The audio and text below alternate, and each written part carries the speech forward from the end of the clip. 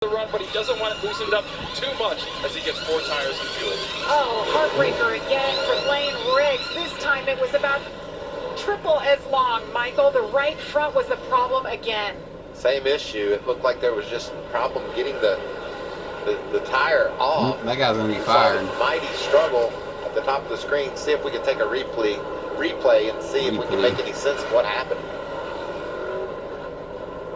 It looked like he even went slower just to hit it right this time. Well, he got the nuts off. That wasn't the problem. It's just the wheel isn't perfectly turned the way the team needs it. We talked, Regan, about this being a brand new truck. Could this be some new truck blues, just trying to figure out exactly how tight it is in that right front? Definitely could be, but you also saw the jackman pointing to Lane, turn to the left, turn to the left. Some trouble again on pit road for Lane Riggs. We'll be back. 51 laps to go from Nashville. The winner of this one. You're going to have to watch that Echo Park Automotive restart zone because these guys are going to be all over one another. Every restart gets more and more important. This is the most important one tonight. 47 laps to go here. Raja Karuth's pit group got it done out front. He will lead him. Corey Hymas next to him. Grant Enfinger, another gainer on pit road. Corey Day, second row on the outside. Great jump there on the inside. Raja did his job. Ooh, look at him squirt through the center there. Caden Honeycutt washes up the track. Here comes the 34 Lane Riggs, who lost 7 spots on that slow stop. It was an impressive restart by Bruce, wasn't it, Regan? He did everything just perfect right there, and you know when we see Lane Riggs back here. Caden Honeycutt on the outside. Grant had a bit of a stumble there in the middle of the corner. Caden jumped on it. He's going to bring Lane Riggs right behind him. Look at Enfinger battling back. We mentioned, Scott Riggs needs to get through here. Position, lost all those spots because of that pit stop, and these restarts are exactly what you get concerned Did I say with. Scott the Riggs? battle and the 3 wide, everything that takes place If here. I did, I meant to say Lane if I did. In turns 1 and 2 on the first lap. It didn't quite pay off for him when he got to 3 and 4, but doing everything he can right now. It could take him this entire run to gain these spots back. That's how difficult it is. But look how fast he is. He was up high on the groove, but was able to keep that momentum up and gain ground on the guys. Caruth out front. 2 laps to go here at Nashville Super Speedway. Raja Karuth continues to lead by just under a second over Corey Himes.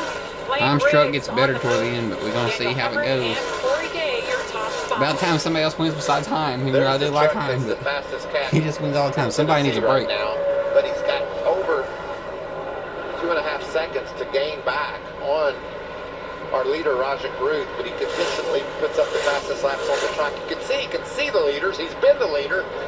He's just digging to get there. And now the challenge for Lane is going to be a little bit of patience. Don't overdrive your truck, right? Don't drive the right front or the right rear off of it. Be smooth. Keep doing those good laps like you've been doing to try and close into that gap. And the other thing that's going to happen is here in probably the next 15 laps, I would say, you're going to catch the tail end of the field, right? And that means that Raja Karuth's going to catch him.